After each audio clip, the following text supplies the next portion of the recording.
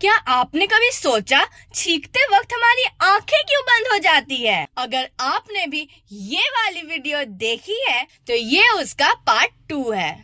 तो ये एक रिफ्लेक्स एक्शन है। जब हम छींकते हैं तो ब्रेन एक साथ मल्टीपल मसल्स कंट्रोल करता है और आंखों की मसल्स ऑटोमेटिकली क्लोज हो जाती है। और क्योंकि छींकते वक्त प्रेशर बहुत ज्यादा होता है, इसीलिए भी आंख बंद हो जाती है ताकि पार्टिकल्स आंख में ना चली जाए। मतलब सिंपल है, छी करने पर सामने वाले की आंख में लगे, अपनी आंख में नहीं।